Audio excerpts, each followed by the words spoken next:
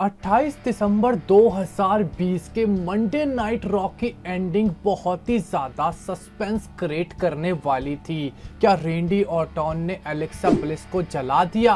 क्या Roman rings भी हमें मंडे नाइट रॉ में देखने को मिल सकते हैं? साथ में दोस्तों बात करेंगे ब्रोडी ली के बारे में। क्या उन्होंने अपनी इलनेस किसी को क्यों नहीं बताई? उन्होंने अपनी वाइफ को आखिरी मैसेज क्या दिया था? साथ में बात करेंगे ट्रिपल एच के आखिरी रिटायरमेंट मैच के बारे में और आखिर क्यों मिस को फिर से MITV ब्रीफकेस द्वारा दे दिया गया है। यानी कि दोस्तों इस वीडियो में हम आपके सामने रिवील करेंगे कि मंडे नाइट रॉ खत्म होने के बाद हमें क्या क्या देखने को मिला। मेरा नाम है नीतीश वशिष्ठ एंड आप देख रहे हैं WWE हिंदी एम्पायर चैनल। सबसे पहले दोस्तों हमें मंडे नाइट रॉ में एक बहुत ही और सिचुएशन देखने को मिली।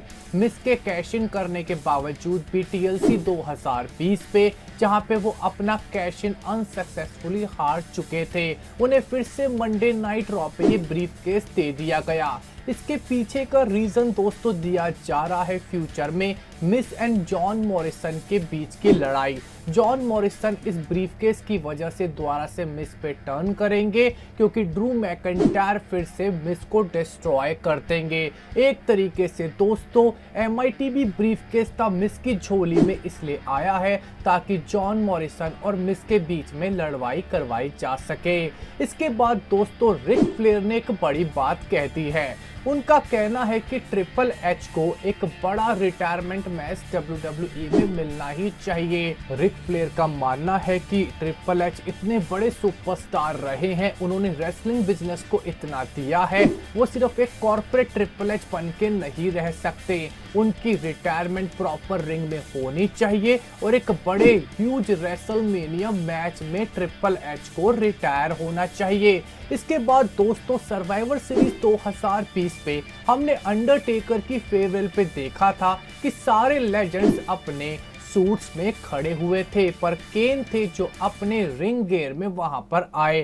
केन ने इस बात को एक्सप्लेन करा और कहा कि उन्होंने अपना रिंग गियर इसलिए पहन रखा था क्योंकि केन है, बाकी सब पानी कम है। क्योंकि केन को हमेशा से ही अपने रूप में रहना चाहिए, तभी तो उनकी पहचान सबसे अलग बनती है। और केन और अंडरटेकर का सफर भी इन्हीं कपड़ों के साथ शुरू हुआ था, इसीलिए वो अंडरटेकर की फेयरवेल पे भी केन के ही कपड़े पहनकर आए थे, ना कि किसी कॉर्पोरेट सूट में। इसके बाद दोस्तों ब्रॉडी ली, ऑल एलीट रेसलिंग के बड़े सुपरस्टार ब्रॉडी ली जो अब हमारे साथ इस दुनिया में नहीं है, वो लंग रिलेटेड प्रॉब्लम्स की वजह से हमें छोड़ के जा चुके हैं।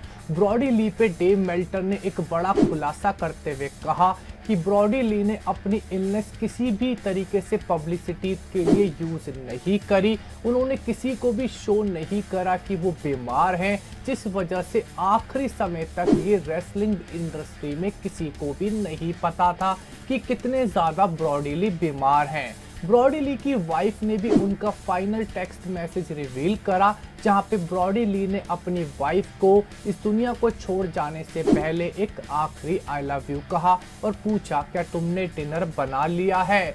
इसके बाद दोस्तों बात करते हैं ऑल एलीट रेसलिंग के जॉन मॉक्सली के बारे में, जो इससे पहले डीन एम्ब्रोस के नाम से WWE में जाने जाते थे। एक मैच था रेसलमेनिया 31 का, जहां पे लूक हार्पर यानी कि AKA ब्रॉडी ली ने उन्हें पावर बम मारा, जहां पे उन्होंने सीढ़ियां तोड़ के वो सीधा नीचे घुस गए। इस मूव को देखने के बाद विंस मैकमैन को कुछ ऐसा लगा जो उन्होंने रिवील करा कि शायद John Moxley AKA dean Ambrose मर गए हैं, पर देखा जाए तो डीन एम्ब्रोस इतने ज़्यादा स्ट्रॉन्ग हैं कि ऐसे बम्स तो वो अपनी पूरी उम्र रेसलिंग बिजनेस में लेते ही रहे हैं।